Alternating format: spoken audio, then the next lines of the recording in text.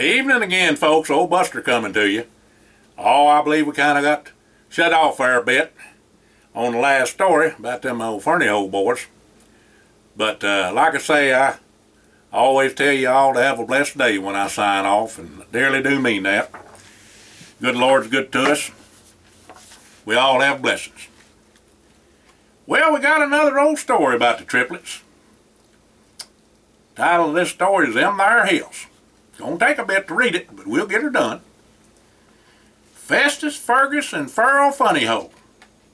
Them Fernyhole boys, the triplets, along with their cousins, Furknuckle and Carbuncle Jones, headed on up to Buster's place on Tipton Ridge. Whilst on the way, they done met up with Buster down in Tipton Holler, down by the creek, catching up crawdads. Now, Festus hollered out at Buster to hold on up there, and all of them sat down on a log across the creek for a powwow. They done met up with Buster down in Tipton Holler, down by the creek, catching them crawdads, and needed to visit with the boy a spell because they had something to chew on. Well, Fergus hollered out at Buster, and of course told him to hold on up and sit down on that log a while. They needed to get a little drink of that pure spring water before they got ready for the tale.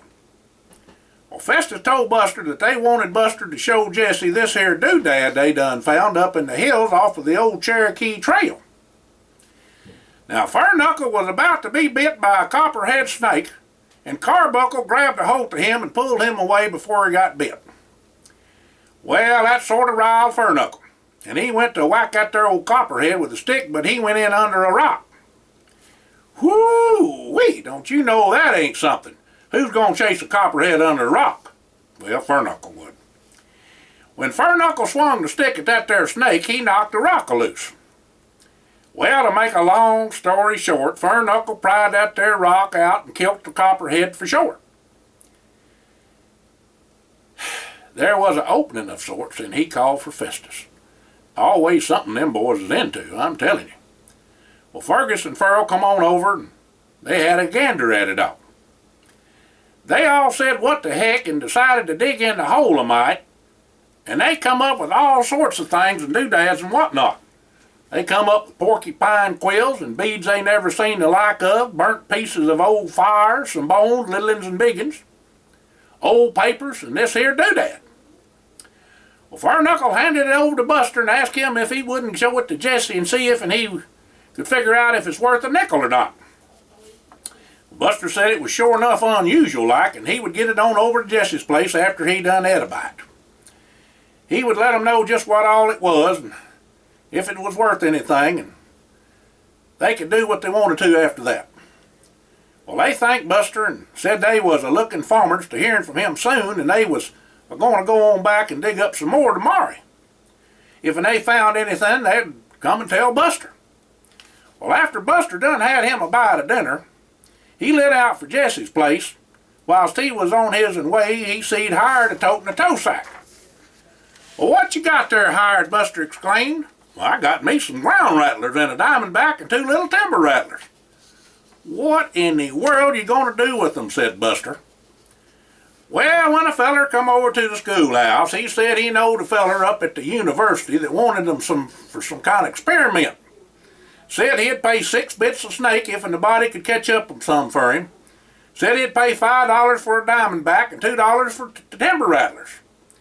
Figured we could use a buck or two for Saturday night with the gals. Your jalopy gonna make it to the Razorback Drive-In in Little Rock? Well, I reckon it will. Grandpa done looked it over himself and took it over to Loomis Burke's DX and said it was good to go. I got this here darn doodad that the Fernyhole triplets and the Jones brothers done found, and they wanted me to take it over to Jesse to see what it was all about, what they had to allow. Well, let me put my snakes in the spring house and I'll go with you, said Hired. You're on the way, but I ain't going to be around them snakes. I just don't cotton to the ugly things. The Bible says to bruise their hide, and that's just what I would do if they come around me. Well, Hired just went to laughing and done some funning with Buster, swinging them snakes round about his and Hade. Get 'em loose from here, or I'll sure enough scunt your head down, Hired. All right, let's go, but you can't catch me, Buster. I'm a mite faster than you big lug. Maybe I can't on the get-go, but I'll sure enough outlast you, said Buster. Reckon Jessie has done his hoeing with his small garden? Well, she sure is right particular about her garden, you know, said Hired. Well, if and he ain't, we can help out a bit so we can get on down to business, said Buster. When Buster and Hired showed up at Jessie's place, he was on his last corn row. Well, Jessie hollered out that he was about done and going up on the porch. Well, Jessie put up his hoe, and so I fought on over to the porch and sit on down. What y'all up to, said Jessie. Well, Buster commenced to tell Jessie what all the Fernie Hoe triplets and the Jones brothers done found and showed him the doodad. Well, this is quite now interesting, boys. Let's head on over to the library and do some digging of our own, said Jessie. Well, the boys went on over to the library and asked Miss Nix, who volunteered as librarian, if and she had a notion of what to look for. Now, Miss Nix was also the librarian at the high school, so she knowed about lots of stuff. Well, Buster showed her the doodad, which she called a medallion, and told them where to begin to look for information. The boys all got to looking over Jessie's shoulder whilst he was reading up on the medallion and the insignia that was on it. Well, Miss Nix had some time, so she began to help too. She said she figured on it might be a German, but couldn't bank on that there yet. Well, she made a phone call on the party line and then told the boys to head on over to see a feller she knowed that might know firsthand what the medallion was. The feller was Mr. Schmidt. He was an immigrant artist originally from Germany, but a machinist there in town. He was born in 1883 and didn't come to America till later on in life. He was one of them starving artists, so he had to make a living as a machinist, which he was right good at. Later on, he come to be well known and a respected artist in his own right. Well, the boys sashayed on over to Mr. Schmidt's place, and he welcomed them on in and asked if they wanted something to eat, being hospital and neighborly and all. Well, right off, Buster told him he surely did. He was caved in. Well, Miss Schmidt done brung the boys all manner of snacks and a pitcher of lemonade whilst the boys told the story of the medallion. Well, Mr. Schmidt reckoned he also thought the medallion was German, but he didn't rightly know that for sure, but he had an old book his grandpappy give him, and he remembered something like the picture on the medallion was in it. Well, Mr. Schmidt had a time to translate what all was written in the book because it was all in German. Come to find out, the medallion was from the Secret Order of the Medallion, and it was Prussian and was a medallion of the Teutonic Knights. The onlyest picture was the picture on the medallion and not of the medallion itself. The words telling about it was from handwritten notes from Mr. Schmidt's grandpappy on the sides of the pages. Now, Mr. Schmidt also thought it was right interesting to find the medallion in the hole in the mountains of Arkansas and on the Cherokee Trail of Tears. He said the truth was stranger than fiction and glad he could help out some, but that was all he could do and all he could tell us about that there medallion. He was scratching his head when he done that. The boys headed on back to the library and told Ms. Nix what all they had found out. And she directed them to several books on the Cherokee Trail of Tears and the Teutonic Knights and the Prussians. Prussians. Well, Jessie told Buster and Hired that was going to take some time reading up on these here different folks. And they each needed to take a book and get together when one was done reading their book. Well, Jessie took a book on the Prussians. Buster took one on the Cherokee Trail of Tears and Hired one on the Teutonic Knights. So they was checked out by Ms. Nix for 2 weeks. Well, the boys all agreed to be done in 2 weeks, and they'd meet up again on Saturday in 2 weeks' time at the library. Well, the boys seed Walter coming out the feed store and told him what all was going on, and he said he was surely up for an adventure, but had to finish up on out the ranch before he could take some time off other than school. They was a cutting calves and dipping and worming too this time of year, but he would be done in 2 weeks' time. Walter said he would meet up with them at the library in 2 weeks on that there Saturday. Well, Buster and Hired and Jessie headed on out to the Fernie Hoe place and gathered up Furnuckle and Carbuncle on the way. Now, Miss Fernie Hoe had made 3 fresh apple pies and offered up some to the boys along with fresh cold milk from this morning's milking that had been cooled down in their spring house. Jesse explained what they done found out and told them all they was getting their reading done before they had any answers. He also reckoned, along with Buster and Thar, they would have to do some more investigating in that there hole what they found the medallion in. And they all decided to meet up after chores Friday evening and camp out there at the hole and dig some more. They all was to bring something to eat and picks and shovels and such. Now all the boys' folks didn't think too much of what all the boys was a-doing and knowed where they would be, so they wasn't worried nothing about them. Howard said he would let Walter know and see if he could make it to camp out or just come for a spell over the weekend. They needed his help. Well, Friday after school, the boys all headed on up to the hole in the mountain, but all their ma's told them to be back for church on Sunday morning and to get cleaned up for the services. All the boys said they would and lit on out. When they got there, Furknuckle and Carbuncle and Fergus and Festus and Farrell said they had something to say. Now Fergus said they had all chewed the rag over all this medallion stuff and didn't rightly know what all they might find in the hole, but they had all decided that they wanted to split everything equal like if they got any money out of this here deal. Well, all the boys said they dearly appreciated the offer, but was glad to help and would just wait and see what all become of it before making a split. Furknuckle said he and the rest of the boys knowed Buster, and y'all to be fair, and would abide by what they said. Now all the boys spit in their hand and shook on it, and then went back to work digging in the hole.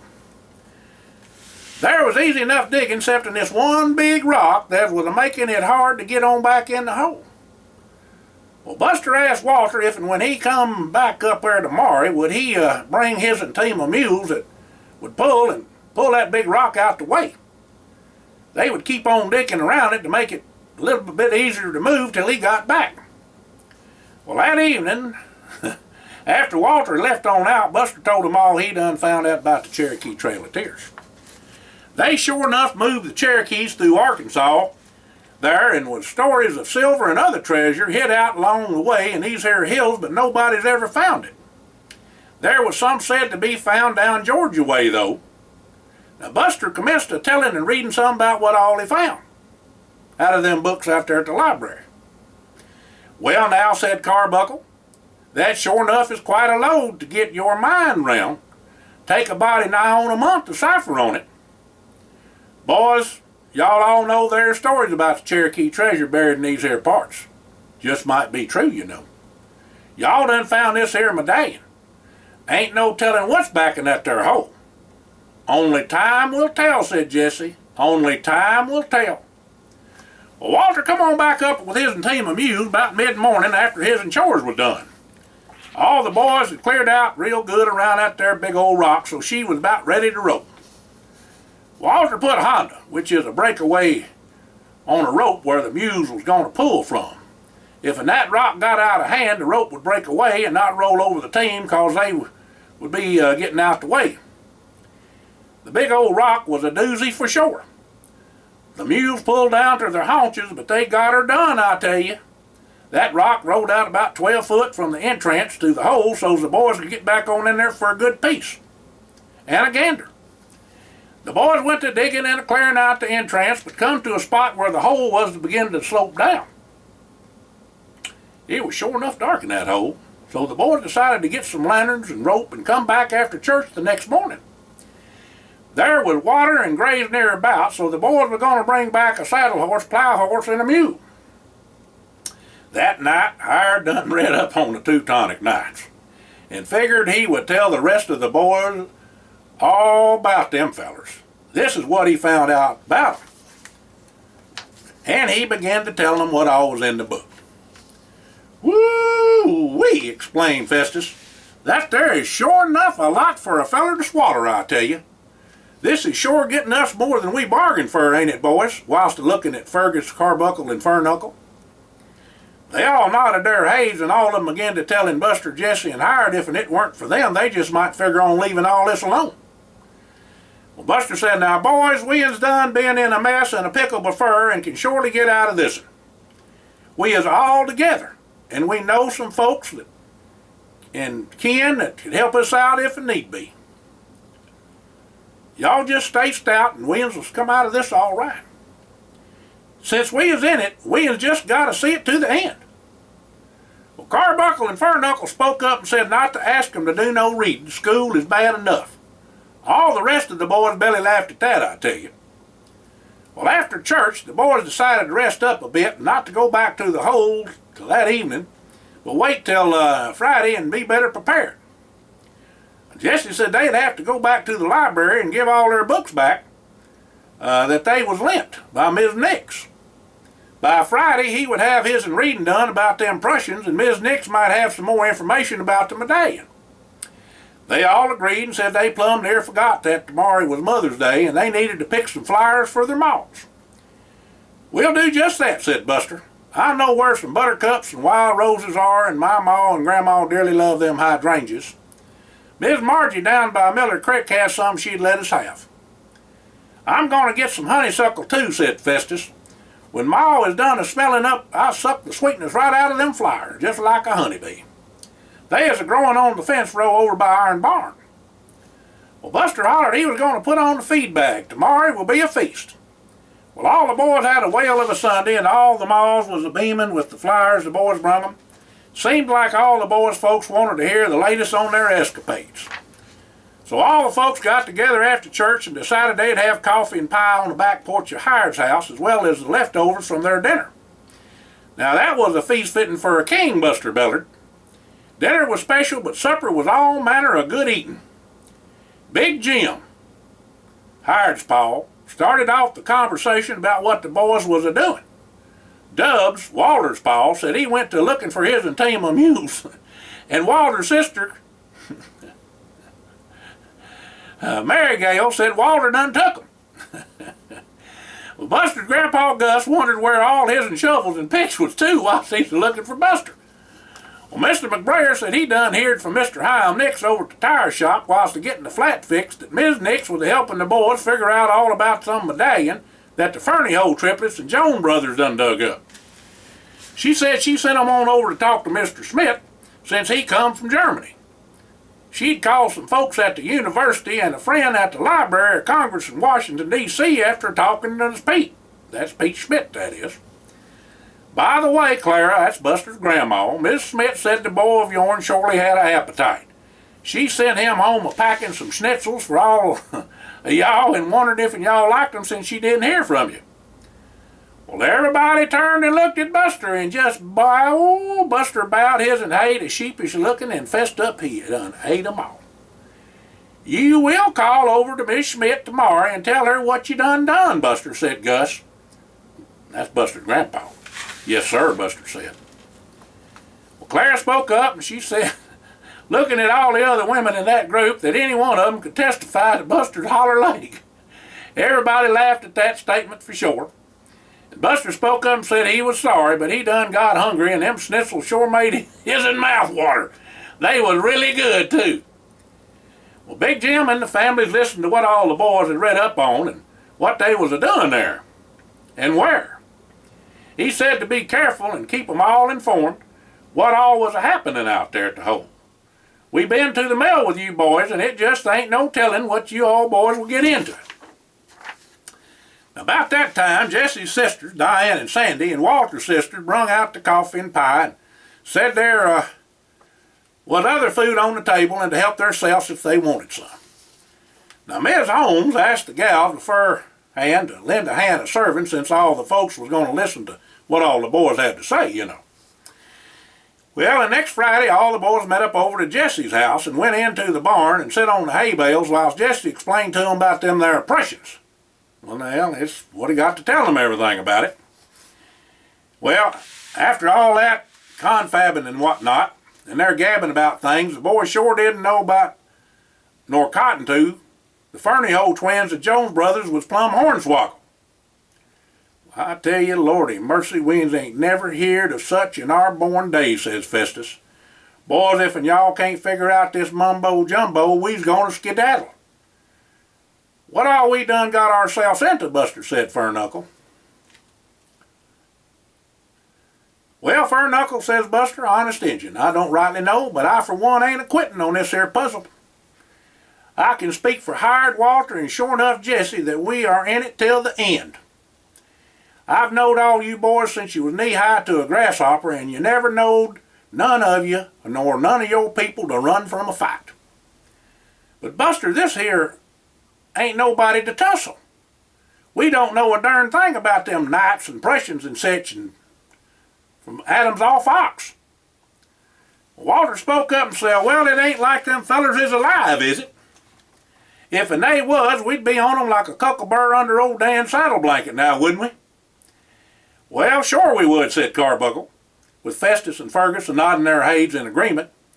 Ain't no ghost neither, so don't go there neither, said Walter.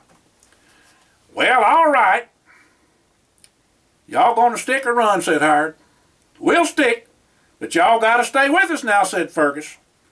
Well, Jesse stood up and told him he was going to get to the bottom of all this yet, and it ain't about the money neither, so let's get on at it and get her done.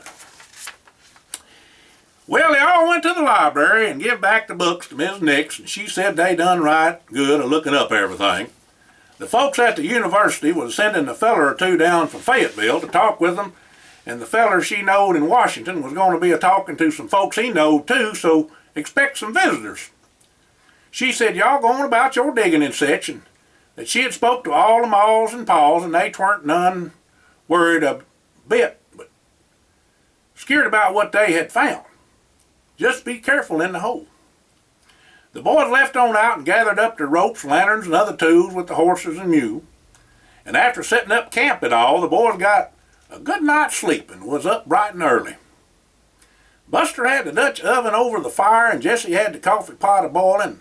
Hire done had the mule hitched to pull if and they needed him. The Ferny Hole triplets and Jones brothers was noted to sleep in, but Walter rolled them out with a dousing of cold water from the spring just a laughing. Come and get it, Sleepy Hayes, you're burning daylight, he hollered. The opening in the hole got bigger and bigger with each shovelful they dug. Festus was in the hole when he began to holler. Buster pulled him on out and was quizzing him to what was the matter. There's some kind of drop-off, it looks like. A ladder going down, said Festus. Well, Festus, only's one thing to do about it, said Howard. I'm a-going in. Give me a lantern and a rope, Jesse, he said. Well, after Howard was all gussied up, he crawled in the hole and got the ladder and shined the light down into the bottom. Well, Howard started down the ladder, testing each rung with his weight.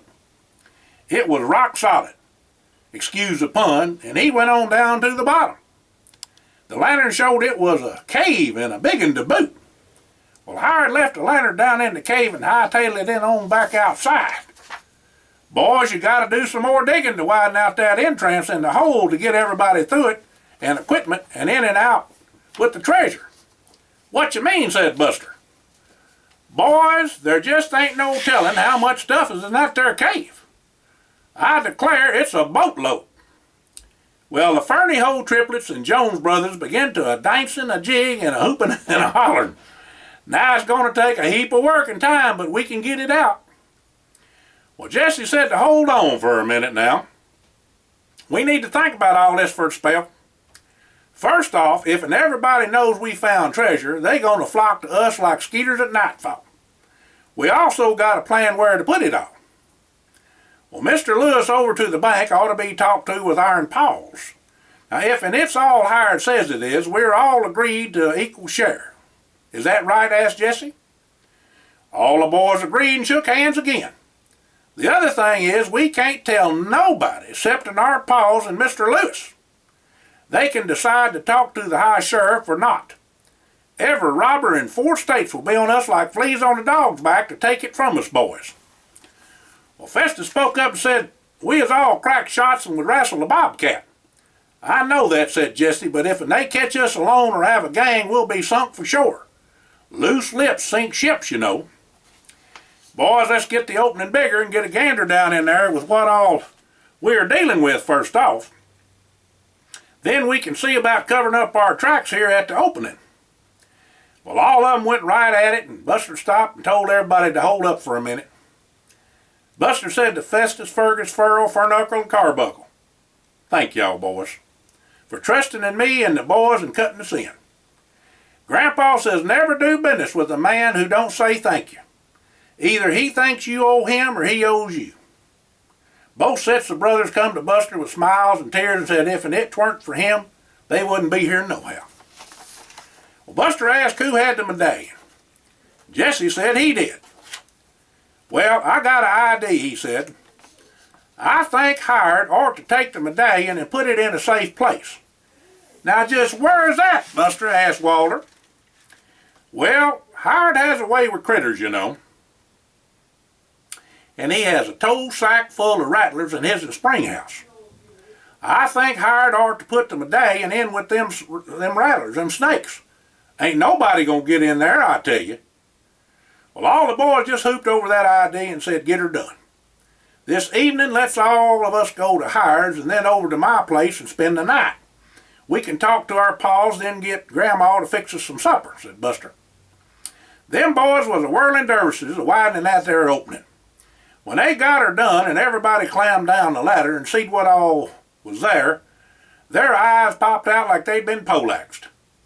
The room was plumb full of silver and gold galore with other treasure. The Cherokees had left a book like a diary out on a shelf of rock, and Jesse found it and began to reading that, whilst the rest of the boys began to tally up what all they done found. Mostly there was sacks of gold and silver and other objects of gold like come out of church. There was a shield and a sword leaned up against the rock wall by the book too. Gold and silver coins was in leather pouches too, as well as gold nuggets. Now Buster figured each sack to be round about 200 pounds. That's about all a donkey could haul. There was 14 sacks of gold, 20 leather pouches of coins and nuggets, 19 sacks of silver, and 2 pouches of some kind of gemstones, plus the shield and sword and book. There was also another medallion in a cutout in the back of the book, but Jesse didn't tell nobody about that in there either, not just yet. Well, Jesse said for each one of the boys to get him a pouch and told Buster he was going to take the book and read up on it and see what all it said. Well, Walter took that there mule and plow horse and told him, Buster to help him hook 'em up. We's going to put the big rock back over the hole. You other boys get some brush and rub down our tracks round about the hole and cover it up a mite with some brush and leaves. Hired, you help me and Walter to get that rock in place, would you? Said Buster. Well, they got the rock back in place and put the fire out and gathered up their belongings and lit out to Hired's house. When the boys got to Hired's, Big Jim was just coming in.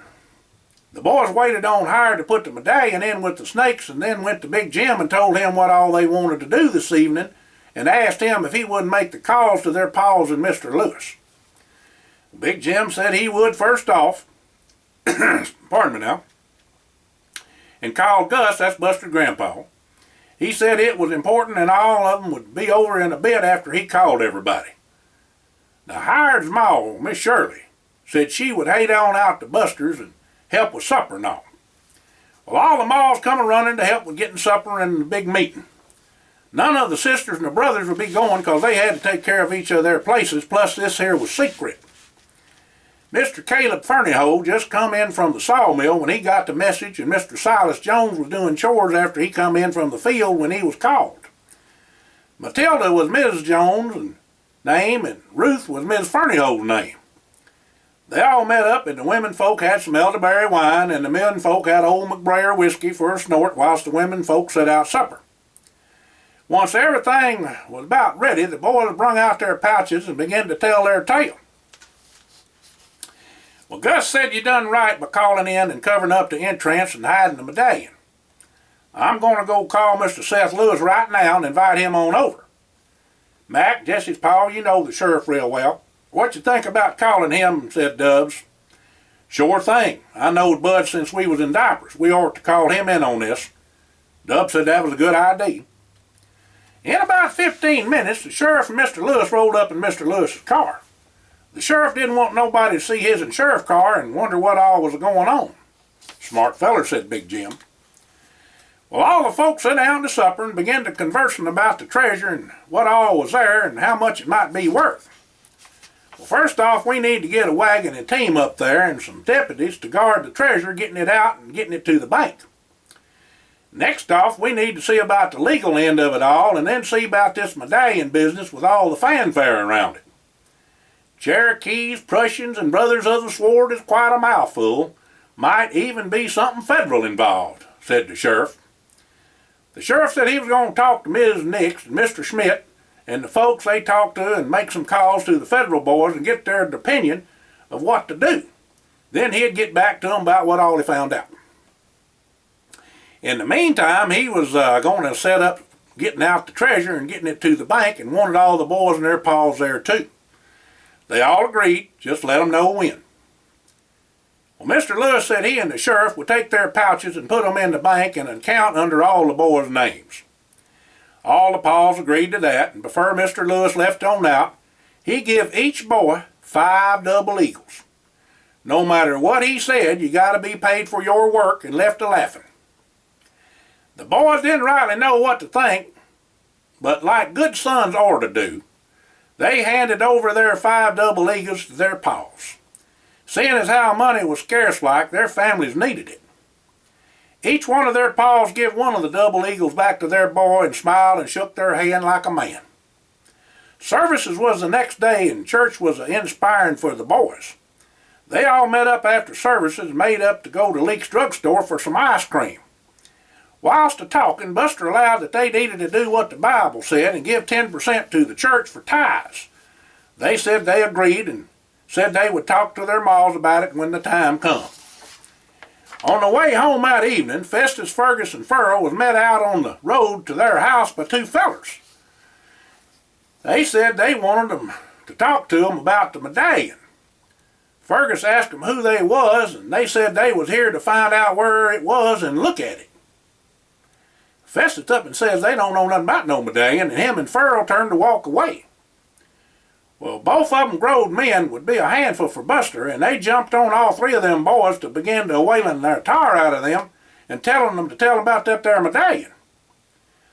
Well, Festus, Fergus, and Furrow could all scrap, but them 2 fellers was just too much for them. One of them was a hurting Festus pretty bag of harming him when Festus bit his feller and jumped on the back of the one that had Fergus down. Well, Furrow commenced to pulling his hair on the other. It was getting pretty sticky when old Ollie the mare come along with his pack of dogs and sicked them on them 2 fellers. Well, they lit a shuck, I tell you. Well, Ollie got the boys up on his horse and took them back to town to Doc Harris. Fergus had his arm broke, and Festus had a loose tooth and a broke nose, and Furrow had a goose egg on his head and a couple of cracked ribs where the feller elbowed him some. Well, Doc Harris called the sheriff, and he called all the boys and their paws and maws. Well, Caleb Fernyhoe and Silas Jones come into town a breathing fire, I tell you. Both of them had their shotguns with them, too. The sheriff had a time of calming them men down. And when everybody settled down, the sheriff said this had gone fur enough. Day after tomorrow is when they is going to get the treasure and get it to the bank. In the meantime, he had to do some more investigating and was going to call in the state police for assistance. He told Caleb and Silas now to take it easy, that he would get them 2 fellers and make them pay. Well, Caleb said he'd better get them before he did. Ain't no grown man going to attack his youngins. Silas expressed the same sentiment. The sheriff said he knowed all the men whose boys was involved, that they was sure enough innocent and they had a right to protect their families. But he would really appreciate it if they would let him do his job before they up and killed somebody. Well, we ain't going to go outside the law, said Caleb, but if they come back, fur is going to fly. But all us paws feel the same way about our boys, but you got to do something about these here thugs. We realize there's more here than meets the eye, and we probably need some help on this, but we ain't going to stand by and see our families and youngins hurt. Are we clear on that? I agree, and I do the same, but please give me a chance to put this all to bed. I'm asking for your word. You have it, but don't let them come to our homes, bud, warned Big Jim, with Gus a seconding that. I done been in one war, bud, and you know me well. If they come after Buster, they won't leave standing up, said Gus. Well, Dubs told Bud that he had a whole passel of the family, and if they hurt one of them, theirs was one of theirs, they would rain fire and brimstone on them no matter who they was. When Bud see the doc after all the men folks and boys had left on out, he told Doc Harris he would surely pity the man that got on the wrong side of them men. And them two thugs that hurt the Fernie Hole boys would rue the day they was born before this was over. Well, the sheriff was deep into seeing who knowed about this here medallion when he got a call from the FBI in Washington. The special agent in charge said for him to be on the lookout for some fellers from Germany that was associated with the Illuminati, whatever that was. He says it was a secret arm of the group that done their assassinations. They was called the Brothers of the Sword. Well now, what a mess. Oh my Lord, said the sheriff. One of the boys in town been doing some reading up on them fellers about a medallion they done found. You gotta be careful, Sheriff. These fellers are real professionals and ain't to be trifled with. My advice, shoot first and ask questions later. Well, Buster and Jesse was coming from school when a feller come up to them and asked to speak to them. He showed them his identification from the university. They said Ms. Nick said he would come by. They talked a spell and he said it sounded like the Brothers of the Sword medallion. They was aligned with the Teutonic Knights and they split off later on to become an assassination for hire group. But the medallion had a very special meaning to them. The medallion was a rite of passage and the leaders was handed down the medallion from one generation to generation. The type of medallion told what position they held. The feller said if and he could help in any way to call him and he would dearly like to see the medallion, sometimes that they'd let him do it. Well, the boys was getting some eye-openers for sure. But Jesse said, how does all this come together with Cherokees and Prussians and Brothers of the Sword? As I see it, said Jesse, it's a no-brainer for the Teutonic Knights and the Prussians and the Brothers of the Sword to be tied all together. But the Cherokees has got me stumped. I think the answer's in the book I found in the cave. Well, ain't nobody been told, and we ain't going to tell nobody about the book nor the other medallion, is we, Jesse? Heck no, we ain't, said Buster. Too much is going on. Let's ride this out for a spell. Well, it wasn't long before it hit the fan, if you know what I mean. The next day they was supposed to move the treasure, so time was short. That evening, two thugs caught Furknuckle and Carbuncle coming from chores, picking up chunks in the new ground they was a-fixing to plow. Them thugs put a whooping on both the boys with broke ribs and a broke jaw plus cuts and bruises. They got out of them that Hired had the medallion. Well, Mr. Jones found the boys and brung them up to Doc Harris and called the sheriff. Bud met them at Doc's. Hired was a-piddling in the shop when they come up on him. Hired had him a pitchfork and given him what for and a fit when Buster and Jesse come up. Well, Walter had come to Hired's to borrow a single tree and got there whilst Hired was a-holding off the thugs. The fight was on, I'm a-telling you. Hired a-gouging at him with the pitchfork and Walter giving one feller a heck of a tussle. When Buster and Jesse got there, all hell broke loose, I tell you. First off, Jesse got knocked out. Buster hollered for Walter to get back to back with him and Hired to work his way to him and put his back to him. Well, the boys was a-holding their own till them fellers pulled them swords on them. Plumb whacked the pitchfork plumb in two with one swipe. One of the thugs whacked Walter upside the head with the flat side of the blade, knocking him to his knees. The other feller told Buster to hold still and quit a-fighting unless he wanted to see Hired split right down the middle and his head lopped off. Whew. The biggest of the two fellers said he was going to ask one time, and one time only, and they was all dead if they didn't tell. Where's the medallion? Well, Buster looked to Hired and told him to tell him. Hired said it was in the spring house in a tow sack. The feller had Hired go with him to the spring house, whilst the other feller kept Buster and Walter at bay. Jesse was just coming to when Hired returned with the tow sack. The feller with the sword a-holding Buster asked where the other one was. Hired said he was back there doing something but to bring the sack with the medallion to you. The feller said to hand it over. Well, Hired throwed the tow sack to the feller, and when he went to catch it, all them rattlers come out madder'n a wet hen.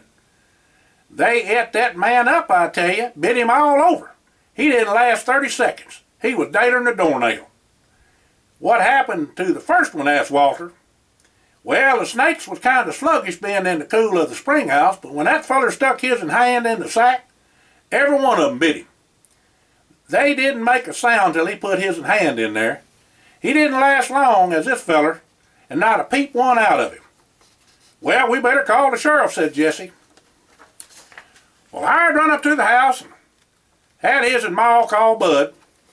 She told him to come on over, and she had to take the boys to Doc Harris's office. The boys elected to stay till Bud got there and then went on to the docks. When Bud got there, he said both them fellers was nothing but buzzard bait now and got what they deserved. Well, the rest of the story, as old Paul Harvey says on the radio. The next day, the sheriff and the boys and their pals and deputies got the treasure out and brung on out in a wagon with 4 draft horses a-pulling it. They went in the back alley to the bank, and Mr. Lewis met them and put the treasure in the vault, locked up tighter than a drum. The feller from the university was called, and he come back with 4 guards. The boys give over the medallion as a donation to the school. They later got a letter from the president of the university saying that each one of them had a full scholarship for whatever degrees they wanted. The book was donated for Mrs. Nix to the library till such time they didn't want it, and then it would be returned to the boys. What was in the book was the story of how the Brothers of the Sword come to be here. They come on a boat with Giovanni di Verrazzano in 1524 and was later killed by Indians. The Cherokee tribe knowed the 2 knights, and they taught each other many things. The Pope assigned the knights to guard the Catholic priests that accompanied the expedition. The priest and the knights stayed when Giovanni di Verrazzano left. After the knights died, the priest had kept account of all their travels and how they got here and such, and wrote it in the book. He stayed with the Indians till he passed. The Indians got a hold of the shield and sword and medallion and kept them as sacred tribal artifacts and passed them down through the ages. The medallions was the history of generations, and that was why they were so important to the Brothers of the Sword. It turned out the medallion was one that made the feller who had it the leader of a bunch of assassins. The medallions was pure gold covered with pewter. They didn't look like much on the outside, but it was the inside that counted. Inlaid in the gold was all manner of gems, diamonds, rubies, emeralds, and sapphires. The gold and other treasure brung each of the boys a right smart bit of money. The boys donated all the chalices and other silver and gold plates and crosses and such to the church, along with $35 million. The Cherokee Nation was give $35 million as well. The town was give $10 million for whatever they needed, plus air conditioning for the school.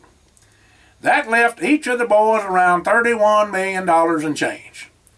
The government decided the boys could keep the money but had to pay taxes, and the state and federal governments got their share for sure. Well, after taxes, each of the boys cleared somewhere around $20 million apiece. That paid off all the debts for their families and provided an education for all their brothers and sisters, along with new cars, trucks, farm equipment, houses, and vacations to boot. Wasn't a bad day's work for the pay, boys. Well, Jesse whispered to Buster, "Where are we going to hide that other medallion?" Buster answered, grinning. "Hired got a den full of rattlers spied out back of his house. Ain't no better hiding place, is there?" Thank y'all, folks. Have a blessed day. Old Buster will be coming to you later.